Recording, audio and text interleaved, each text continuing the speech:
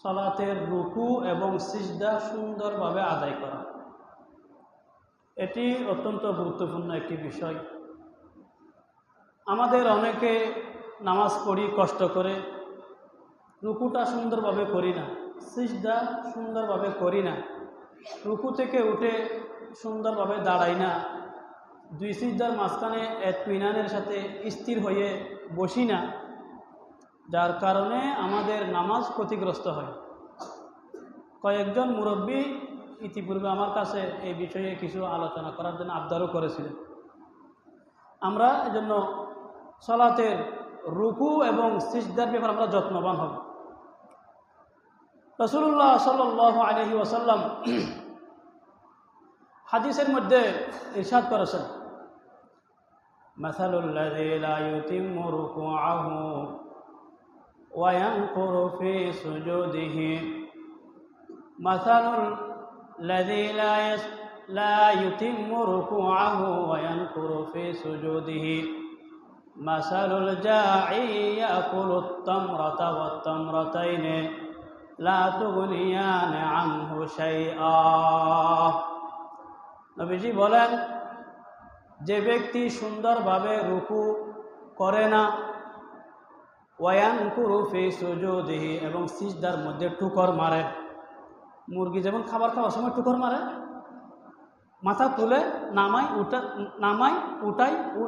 উঠাই এরকম করে টুকর মারে, সুন্দর করে ধীর স্থিরভাবে সিজদা করে না, সিজদা থেকে সুন্দর করে ধীর স্থির হয়ে বসে না, এজন্য নবীজি বলতেছেন টুকর মারে।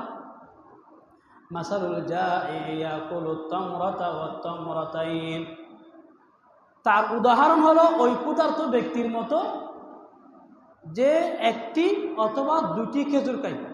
একজন মানুষ খুব ক্ষুধার্ত, পেটে খুব খিদে, সে শুধু একটি খেজুর খেলে তার পেট ভরবে? শুধু দুইটি খেজুর খেলে পেট ভরবে? পেট ভরবে না, সাগরের দলামারি হবে, কোনো কিছু হবে না, পেটের খিদা পেটে থেকে যাবে।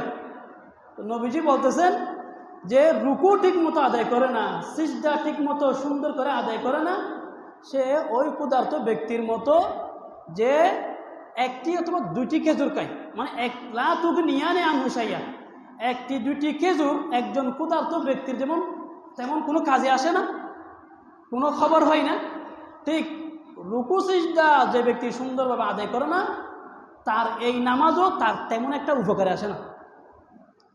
এজন্য কষ্ট করে নামাজ পড়তেছি, আমার নামাজটা যেন সুন্দর হয়, আমার রুকু যেন সুন্দর হয়, আমার সিজদা যেন সুন্দর হয়, আমাকে এই বিষয়ে যত্নবান হতে হবে। রাসূলুল্লাহ সাল্লাল্লাহু আলাইহি ওয়াসাল্লাম আরেকটি হাদিসের মধ্যে বলেন, আসওয়াউন নাসি সারিকা আল্লাযী ইয়াসরিকু মিন সালাতি। নবীজি বলেন, সবচেয়ে নিকৃষ্ট সুর ওই ব্যক্তি যে নামাজে চুরি করে। সবচেয়ে নিকৃষ্ট সুর ওই ব্যক্তি যে কোথায় চুরি করে? নামাজে চুরি করে।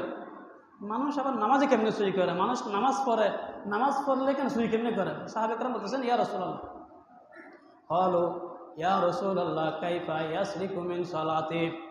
একজন মানুষ নামাজ আদায়কালীন সময়ে, নামাজ পড়ার সময়ে কিভাবে চুরি করে? রাসূলুল্লাহ সাল্লাল্লাহু আলাইহি ওয়াসাল্লাম বলেন, লা ইউতিম্মু রুকুআহা ওয়ালা সুজুদাহা আও লা ইউকিমু সুলবাহু ফির রুকুই ওয়ালা ফিস সুজুদ। নবীজি উত্তরে বললেন, নামাজে চুরি করার অর্থ হলো ওই নামাজি ব্যক্তি ঠিকমতো রুকু আদায় করে না, ওই নামাজি ব্যক্তি সুন্দরভাবে সিজদা আদায় করে না, আও লা ইউকিমু সুলবা, অথবা সে রুকু থেকে সোজা হয়ে স্থির হয়ে দাঁড়ায় না। রুকু থেকে ওঠার সময় উঠতে না উঠতে সিজদা চলে গেছে, ভালো করে সোজা হয়ে দাঁড়ায় না। আবার সিজদা থেকে উঠতে না উঠতে সোজা হয়ে না বসে আবার সিজদা চলে গেছে, সোজা হয়ে বসে না। নবীজি বলতেছেন, এই ব্যক্তি নামাজ সুর, এই ব্যক্তি নামাজ সুর, এই ব্যক্তি নিকৃষ্ট সুর। শুধু সুর না, বরং নিকৃষ্ট সুর, সুরদের মধ্যে যে সবচাইতে ঘৃণিত সুর। তাহলে চিন্তা করে দেখেন নামাজের রুকু এবং সিজদা। আমি কষ্ট করে নামাজটা পড়তেছি, একটু সুন্দর করে না পড়ার কারণে আমাকে বলা হচ্ছে হাদিসের ভাষায় নামাজ সুর। তাহলে এই ধরনের নামাজ আল্লাহর দরবারে কতটুকু গ্রহণযোগ্য হবে? রাসূলুল্লাহ সাল্লাল্লাহু আলাইহি সাল্লাম বলেন, লা ইয়ানজুরুল্লাহু ইলা সালাতি রাজুলিন লা ইউকিমু সুলবাহু বাইনা রুকুইহি ওয়া সুজুদিহি।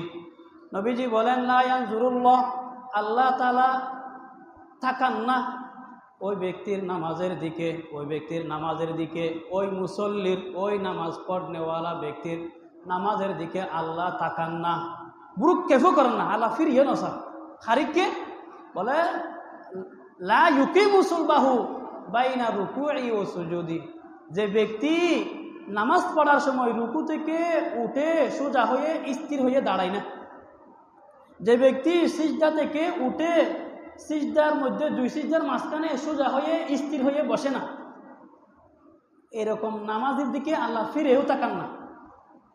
এই জন্য আল্লাহর রাস্তায় কষ্ট করে নামাজ পড়তেছেন, নামাজটা যেন আল্লাহ কবুল করেন, নামাজটা যেন আল্লাহ দরবারে গ্রহণযোগ্য হয়, নামাজটা যেন আল্লাহর কাছে পছন্দনীয় হয়। এই জন্য একটু স্থিরতার সাথে সুন্দর করে পড়তে হবে। রুকু থেকে উঠে সোজা স্থির হয়ে দাঁড়াতে হবে, সিজদা থেকে উঠে স্থির হয়ে সুন্দর করে বসতে হবে। রুকু এবং সিজদা স্থিরতার সাথে আদায় করতে হবে।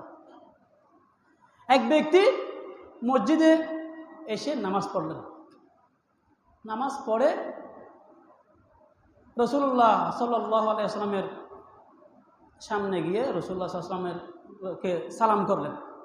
নবীজি তার সালামের উত্তর দিলেন। তারপরে বলতেছেন, ইরজি ফাসাল্লি ফাইন্নাকা লাম তুসাল্লি, যাও তুমি নামাজ পড়ো, কেননা তুমি নামাজ পড়োনি। যাও তুমি নামাজ পড়ো, তুমি নামাজ পড়োনি। নামাজ পড়েনি মানে তুমি যে নামাজ পড়েছো ওই নামাজ হয়নি, ওই নামাজ নামাজের মতো হয়নি, তুমি যাও আবার নামাজ পড়ো।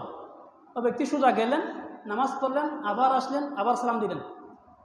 নবীজি আবার বললেন, ইরজি ফাসাল্লি ফাইন্নাকা লাম তুসাল্লি, যাও নামাজ পড়ো, কেননা তোমার নামাজ হয়নি। তিনি আবার গেলেন, আবার নামাজ পড়লেন, আবার আসলেন, আবার সালাম দিলেন। নবীজি আবার বললেন, ইরজি ফাসাল্লি ফাইন্নাকা লাম তুসাল্লি, যাও নামাজ পড়ো, কেননা তোমার নামাজ হয়নি। এই ব্যক্তি বলতেছেন, ইয়া রাসূলুল্লাহ, ওই জাতের কসম যিনি আপনাকে সত্য দিন নিয়ে দুনিয়াতে পাঠিয়েছেন, ইয়া রাসূলুল্লাহ, আমি এর চেয়ে সুন্দর করে নামাজ পড়তে জানি না, আপনি আমাকে শিখিয়ে দিন। সুবহানাল্লাহ, আমি এর চেয়ে সুন্দর নামাজ পড়তে পারি না, আমি জানি না, আপনি আমাকে শিখিয়ে দিন আমি কিভাবে নামাজ পড়ব। এটা বুখারী শরীফের হাদিস। তখন নবীজি বলতেছেন, ইযা কুমতা ইলা সালাহ ফাকাব্বির, ও আমার সাহাবী, যখন তুমি নামাজে দাঁড়াবে তাকবীর বলে নামাজ শুরু করবে, আল্লাহু আকবার বলে নামাজ শুরু করবে। ফাকরা মা তায়াসসারা মাআকা মিনাল কোরআন, অতঃপর কোরআনের যে অংশটুকু তোমার কাছে সহজ, তোমার কাছে সহজ মনে হয় সেখান থেকে তিলাওয়াত করবে। সুম্মা রকা হাত্তা তাতমাইন্না রাকিয়ান, অতঃপর তোমার করণীয় হলো ইতমিনানের সাথে, ধীর স্থিরতার সাথে সুন্দরভাবে রুকু করবে। হাত্তা সুম্মারফা হাত্তা তাতাদিলা কাইমান, অতঃপর তুমি রুকু থেকে উঠবে, রুকু থেকে উঠে ইতমিনানের সাথে স্থিরতার সাথে তুমি দাঁড়াবে। সুম্মাসজুদ হাত্তা তাতমাইন্না সাজিদা, অতঃপর তুমি স্থিরতার সাথে ইতমিনানের সাথে ধীর স্থিরতার সাথে সুন্দরভাবে সিজদা করবে। সুম্মারফা হাত্তা তাতমাইন্না জালিসান, অতঃপর তুমি দুই সিজদার মাঝখানে স্থিরতার সাথে ইতমিনানের সাথে বসবে। ওয়াফআল যালিকা ফি সলাতিকা কুল্লিহা, এবং তুমি তোমার পুরো নামাজটা এইভাবে আদায় করবে। একটু খেয়াল করে বলেন তো, এই নামাজে নবীজি কিসের ব্যাপারে বেশি গুরুত্ব দিয়েছেন? নামাজের রুকু ইতমিনানের সাথে করো, সিজদা ইতমিনানের সাথে করো, রুকু থেকে উঠে ইতমিনানের সাথে দাঁড়াও, সিজদা থেকে উঠে ইতমিনানের সাথে বসো, স্থিরতার সাথে। এমন না যে চটপট চটপট অস্থির, আপনি রুকু থেকে উঠে একটু সোজা হলেন না আবার সিজদা চলে গেছেন, সিজদা থেকে সোজা হয়ে বসলেন না আবার সিজদা চলে গেলেন, এরকম যেন না হয়। রুকু করবেন, সোজা স্থির হয়ে দাঁড়াবেন, সিজদায় যাবেন, স্থিরতা সিজদা করে দুই সিজদার মাঝখানে স্থির হয়ে বসবেন। নবীজি বলতেন তুমি তোমার পুরো নামাজটা এভাবে কি করবে, কমপ্লিট করবে, তাহলে তোমার নামাজটা হবে। যা ব্যক্তির রুকু সুন্দরভাবে হয় না, সিজদা সুন্দরভাবে হয় না, নবীজি তার নামাজকে বলতেছে নামাজ হয়নি। এজন্য আমরা নামাজের রুকুর প্রতি, সিজদার প্রতি আমরা যত্নবান হব, সুন্দরভাবে রুকু এবং সিজদা করব। আল্লাহ আমাদেরকে তৌফিক দান করবে। নামাজে আমার অঙ্গ প্রত্যঙ্গ যেমন স্থির থাকবে, আমার মনটাকেও কি রাখতে হবে, স্থির রাখতে হবে। এমন যেন না হয় আমার শরীরের অঙ্গ প্রত্যঙ্গ সব স্থির, আমার মনটা অস্থির। শরীরের সব এখানে হাজির আছে, হাত পা মাথা চোখ কান নাক সব উপস্থিত, কিন্তু আমার একটা জিনিস অনুপস্থিত। এটা কি? মন। সব উপস্থিত, একটা অনুপস্থিত। সব স্থির, একটা অস্থির। সব এখানে নামাজের মধ্যে স্থির আছে, আর মনটা শুধু অস্থির, এদিকে এদিকে ডুবতেছে। একবার বউ বাজার যায় মনেটা, একবার আন্দর কিলা যায়, একবার জামিতুল ফলা যায়, একবার ওখানে কালামি বাজার যায়। আমার শরীরটা এখানে স্থির দাঁড়িয়ে আছে, দেখতে আমাকে মনে হচ্ছে আমি খুব স্থির, কিন্তু আমার মনটা চারিদিকে ছটফট ছটফট ছটফট করতেছে, এরকম যেন না হয়। নবীজি বলতেছেন লা ইয়াকবালুল্লাহু মিন আবদিন আমালান হাত্তা ইউহদিরা কলবাহু মা'a বাদানি। আল্লাহ বান্দার ওই আমলই কবুল করেন যে আমলের মধ্যে বান্দার শরীরের অঙ্গ প্রত্যঙ্গের সাথে তার অন্তরটাও কি থাকে, হাজির থাকে। আপনি পুরো শরীরটা আল্লাহকে সুফর্দ করে দিয়ে মনটাকে এদিকে এদিকে দৌড়াত দিচ্ছেন, ওটা হবে না। মনটাকেও কি করতে হবে, কান ধরে এখানে স্থির রাখতে হবে, মনও স্থির রাখতে হবে। হযরত আবু দারদা রাদিয়াল্লাহু তাআলা বলতেছেন ইস্তাঈযু বিল্লাহি মিন খুশুইন নিফাক। তোমরা আল্লাহর কাছে নেফাকের খুশু থেকে আশ্রয় চাও, ফানা চাও। ক্বালু ওয়া মা খুশুউন নিফাক। তখন সবাই বলল নেফাকের খুশু কি? নেফাকের খুশু কি? বলতেছেন নেফাকের খুশু হলো আইন ইউরাল জাসাদ খাশিআন ওয়াল কলবু লাইসা বিখাশি'। নেফাকের খুশু, মুনাফিকের খুশু হলো যে এক ব্যক্তি নামাজে দাঁড়িয়েছে, তার অঙ্গ প্রত্যঙ্গ সবগুলি স্থির, মানে দেখতে মনে হচ্ছে উনি খুব মনোযোগ সহকারে কি করতেছে, নামাজ পড়তেছে, কিন্তু বাস্তবে তার মনটা স্থির নেই। আল্লাহ মাফ করুন, এটা খুব জটিল ব্যায়াম। উপরে দেখে মনে হচ্ছে খুব ধ্যানের সাথে নামাজ পড়তেছে, মনোযোগের সাথে নামাজ পড়তেছে, কিন্তু বাস্তবে মনটা সারা দুনিয়া ঘুরতেছে। তো হযরত আবু দারদা বলতেছে এটা হলো নেফাকের খুশু। এটা থেকে তোমরা আল্লাহর কাছে আশ্রয় চাও, ফানা চাও, মন যেন এদিকে এদিকে না ঘুরে। এজন্য নামাজে শরীরের অঙ্গ প্রত্যঙ্গ যেমন স্থির রাখতে হবে, মনটাও যেন এদিকে এদিকে দূরতে না পারে, মনটাকেও কষ্ট করে স্থির করে রাখতে হবে। এভাবে সুন্দরভাবে নামাজ আদায় করতে হবে। সুন্দরভাবে নামাজ আদায় করবো কার জন্য? কার জন্য? আল্লাহর জন্য। এখানে শয়তান এসে যেন আমাকে ধোঁকা দিতে না পারে, শয়তান যেন আমাকে কোনো রকমে ওয়াসওয়াসা দিতে না পারে। হযরত আবু সাঈদ খুদরি রাদিয়াল্লাহু তাআলা আনহু বলতেছেন খরাজা আলাইনা রাসূলুল্লাহ সাল্লাল্লাহু আলাইহি ওয়াসাল্লাম ওয়া নাহনু নাতাযাকারুল মাসিহাদ দাজ্জাল। একদিন আমরা কয়েকজন সাহাবী একসাথে বসে দাজ্জালের ব্যাপারে আলোচনা করতেছি। দাজ্জাল এরকম ভয়ঙ্কর হবে, এরকম ফিতনাবাজ হবে, দাজ্জাল মানুষের এরকম এরকম ক্ষতি করবে, এরকম আমরা আলোচনা করতেছি। এমত অবস্থায় রাসূল আকরাম সাল্লাল্লাহু আলাইহি ওয়াসাল্লাম আমাদের মাঝে তাশরীফ আনলেন। তো আমরা যে দাজ্জালের ব্যাপারে আলোচনা করতেছি এটা নবীজি শুনে ফেলছেন। তখন নবীজি বলতেছেন আলা উখবিরুকুম মা হুয়া আখওয়াফু আলাইকুম ইনদি মিনাল মাসিহিদ দাজ্জাল। ও আমার সাহাবীরা, তোমরা দাজ্জালের ব্যাপারে আলোচনা করতেছো, দাজ্জাল কত ভয়ঙ্কর হবে, দাজ্জাল বড় ক্ষতিকর হবে। আমি কি তোমাদেরকে দাজ্জালের চেয়ে আমি তোমাদের জন্য যে জিনিসকে বেশি ভয় করি ওই জিনিসের কথা বলবো না? দাজ্জালের চেয়ে তোমাদের জন্য যে জিনিসটা বেশি ভয়ঙ্কর ওই জিনিসের কথা আমি তোমাদেরকে বলবো না? সাহাবায়ে কেরাম বলতেছেন বালা ইয়া রাসূলুল্লাহ, অবশ্যই অবশ্যই, আপনি আমাদেরকে বলুন আমাদের জন্য দাজ্জালের চেয়ে বেশি কোন জিনিসকে আপনি ভয় করেন। রাসূলুল্লাহ সাল্লাল্লাহু আলাইহি ওয়াসাল্লাম বলেন আশ-শিরকুল খাফি, শিরকে খফি, গুফন শিরিক। গুফন শিরিককে আমি তোমাদের জন্য দাজ্জালের চাইতে বেশি ভয় করি। মানে দেখতে মনে হবে ভালো কাজ, দেখতে এটাকে শিরিকের মতো মনে হবে না, দেখতে মনে হবে ইবাদত, কিন্তু ভিতরে ভিতরে এটা শিরিক, ভিতরে ভিতরে এটা শিরিক। নবীজি এই গুফন শিরিকের একটা উদাহরণ দিচ্ছেন। আইয়াকুমার রাজুল ইউসাল্লি ফায়ুযায়্যিনু সালাতাহু লিমা ইয়ারা মিন নাযারি রাজুলিন। গুফন শিরিকের একটি উদাহরণ হলো, নবীজি বলতেছেন, ধরো একজন মানুষ নামাজে দাঁড়িয়েছে, যখন নামাজে দাঁড়িয়েছে সে নামাজের ভিতরে খেয়াল করতেছে কোনো মানুষ, পাশে কোনো মানুষ তার নামাজের দিকে খেয়াল করতেছে, সে যে নামাজ পড়তেছে মানুষ দেখতেছে, মানুষ খেয়াল করতেছে, এটা সে অনুভব করে। এখন সে খুব সুন্দর করে নামাজ পড়তেছে, দেখতেছে একজন মানুষ তার নামাজের দিকে তাকিয়ে আছে, এটা দেখে সে খুব সুন্দর করে নামাজ পড়তেছে। কেন? মানুষ আমাকে দেখতেছে, মানুষ দেখুক যে আমি কত সুন্দর করে নামাজ পড়ি। এটা হচ্ছে গোপন শিরিক। হুজুর, আমরা কি নামাজ সুন্দর করে পারবো না? নামাজ তো সুন্দর করে পারবো, নামাজ তো সুন্দর করেই পারবো, তো কিন্তু কার জন্য পারবো? আমরা যে নামাজ সুন্দর করে পারবো, কার জন্য পারবো? আল্লাহর জন্য পারবো। শয়তান যেন আমাকে এই দুঃখ না দেয় যে মানুষ তোকে দেখতেছে, একটু সুন্দর করে পড়। আরে মানুষ দেখলেও কি না দেখলেও কি, আমি তো সবসময় সুন্দরই পড়বো। কার জন্য? আল্লাহর জন্য। এমন না আমি এমনি মনজাক্কা যা ইচ্ছা তাই পড়ি, মানুষ যখন দেখে তখন সুন্দর করে পড়ি, তাহলে এটা হচ্ছে গোপন শিরিক। মানে এখানে হাদিসের মধ্যে আমাকে নামাজ সুন্দর করে পড়তে নিষেধ করতেছে না, বরং এটা বলতেছে মানুষ দেখুক আর না দেখুক, সর্ব অবস্থায় আমি নামাজ সুন্দর করে পড়বো। কার জন্যে?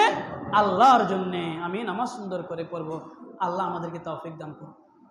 হুজুর, নামাজকে তো অনেক কঠিন বানায় ফেলতেছেন। নামাজ কঠিন বানাচ্ছি না, কোরআনের মধ্যে আমি তো একটা কথা আমার থেকে বলি না, কোরআনে যা আছে, হাদিসে যা আছে তা আপনাদেরকে শোনানোর চেষ্টা করতেছি। এখন আমাদের কাজ কি?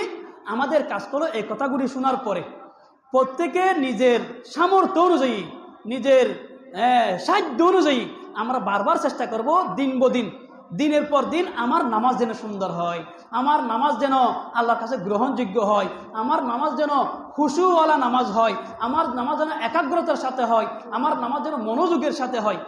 হাদিসে যা আমি পাইছি এখান থেকে যতটুকু সাধ্য আমি আপনাদের সামনে উপস্থাপন করার চেষ্টা করেছি। এখন আমাদের কাজ হলো আমার প্রত্যেকের সাধ্য অনুযায়ী নামাজকে সুন্দরভাবে করার চেষ্টা করা। আমার নামাজ যেন খুশুর সাথে হয়, আমার নামাজ যেন একাগ্রতার সাথে হয়, আমার নামাজ যেন একমাত্র আল্লাহর জন্য হয়, আমার নামাজ যেন আল্লাহর কাছে পছন্দনীয় হয়, আমার নামাজ যেন আল্লাহকে খুশি করনেওয়ালা নামাজ হয়। আল্লাহ আমাদেরকে তৌফিক দান করুন। সফল মুমিনের যে 7টি গুণের কথা আল্লাহ তাআলা সূরা মুমিনুনের শুরুতে উল্লেখ করেছেন, তার মধ্যে প্রথম হলো সালাত, খুশুর সাথে সালাত। 2 নম্বর হলো ওয়াল্লাযীনা হুম আনিল লাগবি মুরিদুন। আল্লাহ তাআলা সফল মুমিনের 2 নম্বর গুণ উল্লেখ করেছেন, সফল মুমিন বেহুদা বিষয় পরিহার করে। 3 নম্বর ওয়াল্লাযীনা হুম লিযাকাতি ফাইলুন। সফল মুমিন যাকাত আদায় করে। এই 2 বিষয়ে এর আগেও আলোচনা হয়েছে, আজকে সংক্ষেপে আরেকটু আপনাকে স্মরণ করে দিচ্ছি। হযরত ইমাম আবু দাউদ রহমতুল্লাহ আলাইহি একজন বিখ্যাত মুহাদ্দিস, ওনার জগৎ বিখ্যাত হাদিসের কিতাবকে আমরা আবু দাউদ শরীফ নামে চিনি। হাদিসের অনেকগুলি কিতাবের মধ্যে বড় বড় 6টি কিতাবকে সিহা সিত্তা বলা হয়। বুখারী, মুসলিম, তিরমিজি, আবু দাউদ, নাসাই, ইবনে মাজাহ, এই 6টি কিতাবকে সিহা সিত্তা বলা হয়। এই হাদিসের বড় বড় 6টি কিতাবের মধ্যে অন্যতম হলো আবু দাউদ শরীফ। হযরত ইমাম আবু দাউদ রহমতুল্লাহ আলাইহি ওনার সংগৃহীত 5 লক্ষ, কয় লক্ষ? 5 লক্ষ হাদিস থেকে যাচাই বাছাই করে ওনার জগৎ বিখ্যাত এই হাদিসের কিতাব আবু দাউদ শরীফের মধ্যে মাত্র 4800 হাদিস জমা করেছেন। কয় লক্ষ থেকে? 5 লক্ষ থেকে। 5 লক্ষ থেকে আবু দাউদ শরীফে হাদিস জমা করেছেন মাত্র কয়টি? 4800। আবার এই 4800 থেকে তিনি 4টি হাদিস বাছাই করেছেন এবং বলেছেন এই 4টি হাদিস, যে ব্যক্তি এই 4 হাদিস অনুযায়ী আমল করবে, একজন মানুষ দিনদার হওয়ার জন্য এই 4টি হাদিসই যথেষ্ট। সুবহানাল্লাহ। তাহলে বলা যায় এই 4টি হাদিস 5 লক্ষ হাদিসের সারাংশ। এই 4টি হাদিসের মধ্যে অন্যতম একটি হাদিস হলো রাসূলুল্লাহ সাল্লাল্লাহু আলাইহি ওয়াসাল্লাম বলেন, মিন হুসনি ইসলামিল মারই তারকুহু মা লা ইয়ানিহি। রাসূলুল্লাহ সাল্লাল্লাহু আলাইহি ওয়াসাল্লাম বলেছেন, একজন মুসলমান তার ইসলামের সৌন্দর্য হলো অনর্থক বিষয় পরিহার করা, বেহুদা বিষয় পরিহার করা, বেহুদা কাজ, বেহুদা কথা, এগুলি পরিহার করা। বিশেষ করে আমরা যেটার সাথে বেশি লিপ্ত হই সেটা হলো বেহুদা কথা। দুজন মানুষ একসাথে হলে তেমন কোনো দরকারি কথা না ফেলে তখন আমরা শুরু করি এই কথা সেই কথা, যে কথার কোনো আগাও নাই মাথাও নাই, বেহুদা কথা বেশি বলি। তখন বেহুদা কথা বলতে গিয়ে মুখ দিয়ে অনেক সময় এমন অনেক কথা বের হয়ে যায় যে কথায় আল্লাহ অসন্তুষ্ট হন, এমনকি বান্দার জন্য জাহান্নামের ফয়সালা হয়ে যায়, অথচ বান্দার কোনো খবরই নেই। রাসূলুল্লাহ সাল্লাল্লাহু আলাইহি ওয়াসাল্লাম বলেন, ইন্নাল আবদা লা ইয়াতাকাল্লামু বিল কালিমা মিন সাখাতিল্লাহ লা ইউলকি লাহা বালান ইয়াহবি বিহা ফি জাহান্নাম। নবীজি বলতেছেন, বান্দা অনেক সময় এমন কথা বলে যে কথায় আল্লাহ অসন্তুষ্ট হন, অথচ বান্দা কোনো ভ্রুক্ষেপও করে না, বান্দার কোনো এদিকে খবরই নাই। কথার কথা গতানুগতিকভাবে বলছে, আল্লাহ অসন্তুষ্ট হয়ে গেছেন, এমন অসন্তুষ্ট হয়েছেন ইয়াহবি বিহা ফি জাহান্নাম, যার কারণে আল্লাহ তার জন্য জাহান্নামের ফয়সালা করে দিয়েছেন। নাউযুবিল্লাহ। এজন্য আমি কি বলতেছি হুঁশ করে বলতে হবে, বেহুদা কথা থেকে নিজেকে বাঁচাতে হবে, জিহ্বাকে কন্ট্রোল করতে হবে। হযরত সুফিয়ান ইবনে আব্দুল্লাহ আস-সাকাফি রাদিয়াল্লাহু তাআলা আনহু একজন সাহাবী, তিনি বলেন, আমি নবীজির কাছে আরজ করলাম, ইয়া রাসূলুল্লাহ হাদদিসনি বিআমরিন আতাসিমু বিহি। ইয়া রাসূলুল্লাহ সাল্লাল্লাহু আলাইহি ওয়াসাল্লাম, আমাকে এমন কোনো বিষয় আপনি নসিহত করুন যেটি আমি মজবুতভাবে আঁকড়ে ধরব, আমি মজবুতভাবে যে বিষয়ের উপর আমল করতে পারবো, এরকম একটা আমাকে কথা শিখিয়ে দিন। নবীজি বলেন, কুল রব্বি আল্লাহ সুম্মা ইসতাকিম। নবীজি বলেন, তুমি বলো রব্বি আল্লাহ, আমার রব আল্লাহ, আমার রব আল্লাহ, আল্লাহ আমার রব, আল্লাহ আমার সব, আল্লাহ আমার রব, আল্লাহ আমার সব, আল্লাহ আমার রব আল্লাহ। এবং এই বিশ্বাস এবং এর উপর আমলের উপর তুমি দৃঢ় থাকো, মজবুত থাকো, তোমার প্রতিটি কাজে কর্মে যে কেউ যেন বুঝতে পারে তোমার রব আল্লাহ। আল্লাহকে রব মাননেওয়ালা ব্যক্তির যেভাবে চলতে হয় তুমি সেভাবে চলো। এরপরে তিনি বলতেছেন, আমি নবীজির কাছে আবার আরজ করলাম, ইয়া রাসূলুল্লাহ মা আখওয়াফু মা তাখাফু আলাইয়া। ইয়া রাসূলুল্লাহ, কোন জিনিসকে আপনি আমার জন্য বেশি ভয় করেন? ফাআখাযা বিলিসানি নাফসি। এ কথা বলার পর নবীজি নিজের জিহ্বা মুবারক নিজের হাতে ধরলেন, ধরে বলতেছেন, হাজা, তোমার জন্য এই জিনিসটাকে আমি সবচেয়ে বেশি ভয় করি। কি জিনিস? জিহ্বা। তোমার জিহ্বাকে আমি বেশি ভয় করি। জিহ্বাকে দেখতে খুব নরম মনে হয়, খুব ছোট মনে হয়, কিন্তু এই জিহ্বা দ্বারা অনেক বড় বড় অপরাধ সংঘটিত হয়। এই জিহ্বা একজন মানুষকে জাহান্নামে নেওয়ার জন্য যথেষ্ট। হযরত একজন সাহাবী রাসূলুল্লাহ সাল্লাল্লাহু আলাইহি সাল্লামের কাছে আরজ করছেন, ইয়া রাসূলুল্লাহ মান নাজা, মুক্তির উপায় কি?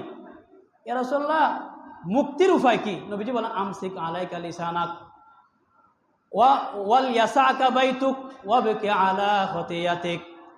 নবীজি তার প্রশ্নের উত্তরে 3টি কথা বললেন। 1 নম্বর, আমসিক আলাইকা লিসানাক, মুক্তির প্রথম উপায় তুমি তোমার জিহ্বাকে কন্ট্রোল করো, জিহ্বাকে কন্ট্রোল করো। 2 নম্বর, ওয়াল ইয়াসাকা বাইতুক, তোমার ঘর যেন তোমার জন্য প্রশস্ত হয়, বেহুদা ঘরের বাইরে ঘোরাফেরা করবে না। 3 নম্বর, ওয়াবকি আলা খতিয়াতিক, তুমি তোমার গুনাহের জন্য আল্লাহর দরবারে কান্নাকাটি করো। মুক্তির উপায় নবীজি বলছেন কয়টি? 3টি। তার মধ্যে প্রথম কথা হলো তুমি তোমার জিহ্বাকে কন্ট্রোল করো। এই জিহ্বা যেন মন যা চায় তা বলতে না পারে, ভালো কথা বলতে হবে, ভালো কথা বলবে, ভালো কথা বলার না থাকলে চুপ থাকবে। হযরত আবু হুরায়রা রাদিয়াল্লাহু তাআলা বর্ণনা করেন, রাসূলুল্লাহ সাল্লাল্লাহু আলাইহি ওয়াসাল্লাম ইরশাদ করেছেন, মান কানা ইউমিনু বিল্লাহি ওয়াল ইয়াউমিল আখির ফালা ইউযিজারা। যে ব্যক্তি আল্লাহকে বিশ্বাস করে, যে ব্যক্তি আখিরাতকে বিশ্বাস করে, ফালা ইউযিজারা, সে যেন তার প্রতিবেশীকে কষ্ট না দেয়। মান কানা ইউমিনু বিল্লাহি ওয়াল ইয়াউমিল আখির ফালইউকরিম যায়ফা। 2 নম্বর, যে ব্যক্তি আল্লাহকে বিশ্বাস করে, যে আখিরাতকে বিশ্বাস করে, ফালইউকরিম যায়ফা, সে যেন তার মেহমানকে মেহমানদারি করে।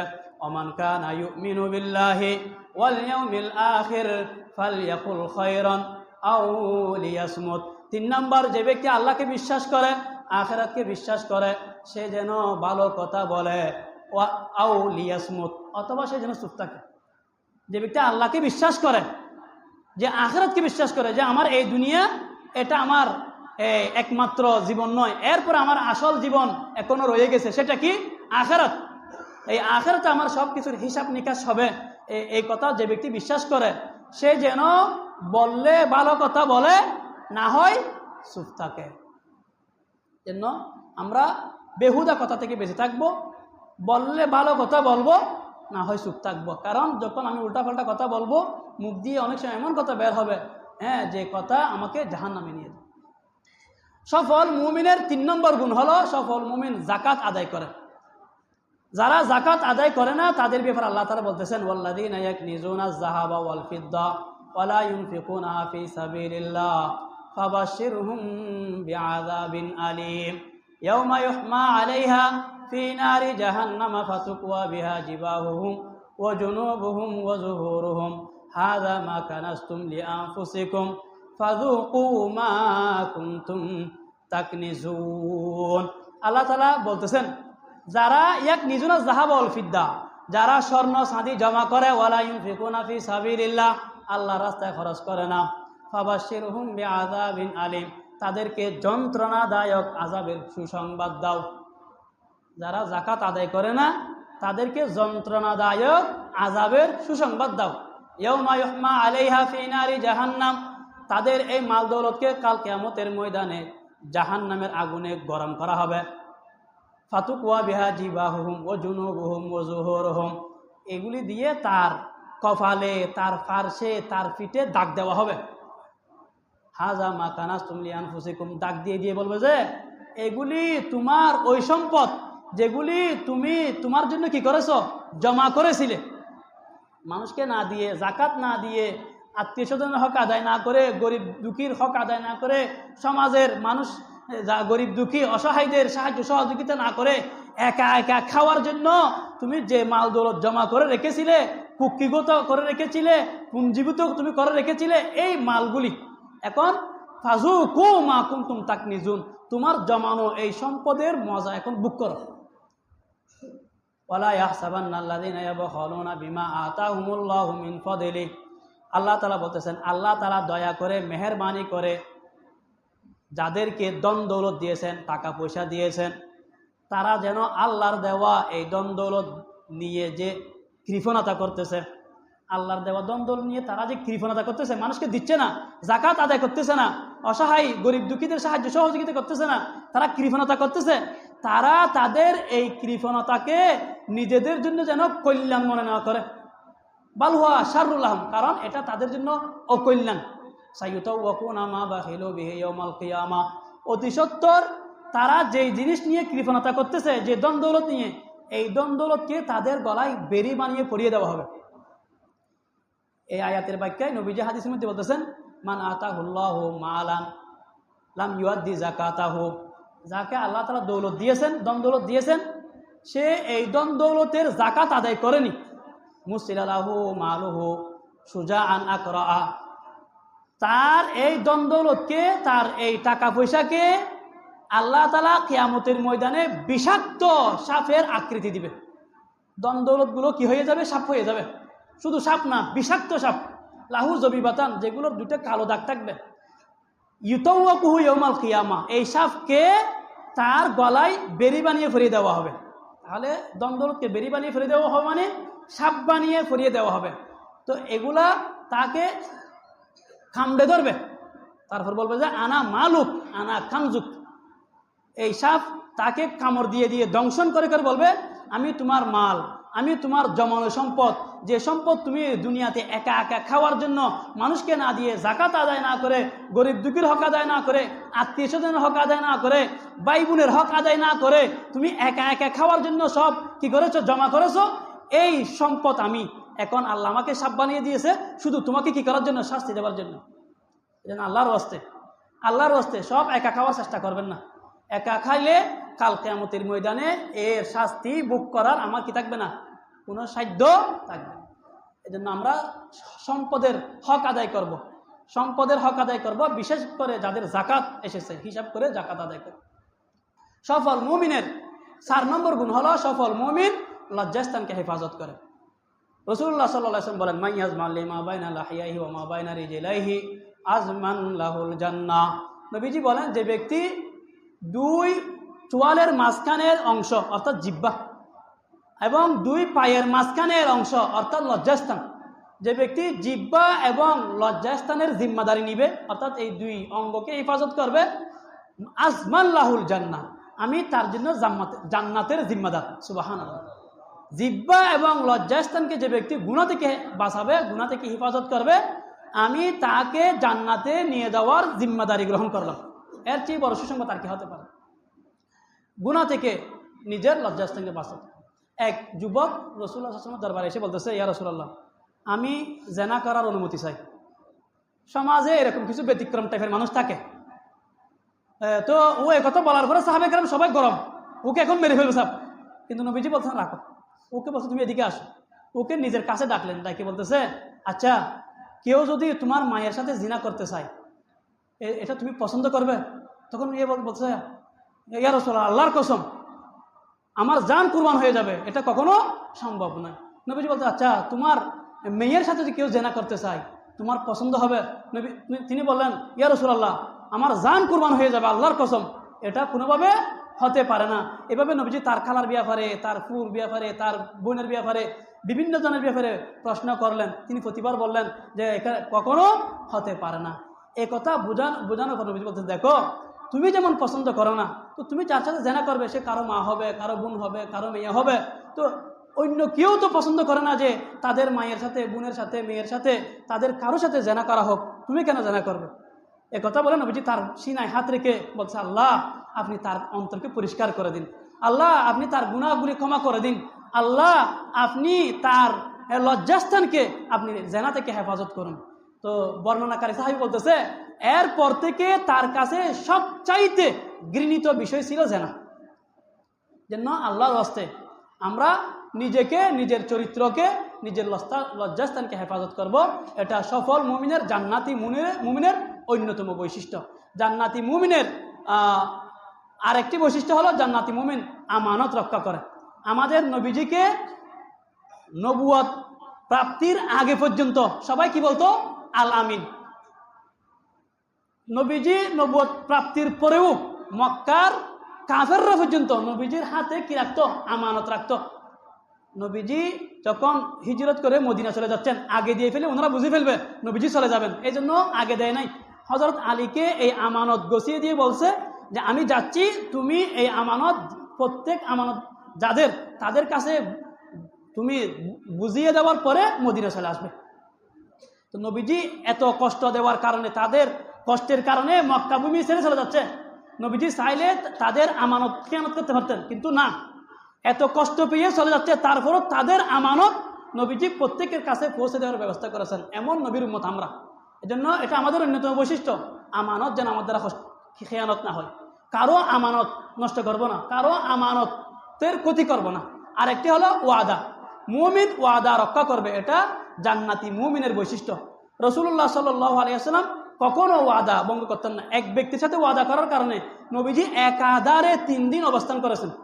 জরুরতের প্রয়োজনে যাইতেন, আবার এসে সেখানে অবস্থান করতেন। এভাবে 3 দিন পর্যন্ত ওই ব্যক্তির জন্য নবীজি অপেক্ষা করেছেন, শুধু কিসের কারণে? ওয়াদার কারণে। এটা জান্নাতি মুমিনের অন্যতম বৈশিষ্ট্য। আমরা আমানতের খেয়ানত করব না এবং ওয়াদা রক্ষা করব। আল্লাহ তাআলা আমাদের সবাইকে আমল করার তৌফিক দান করুন। ওয়া আখিরু দাওয়ানা আলহামদুলিল্লাহ।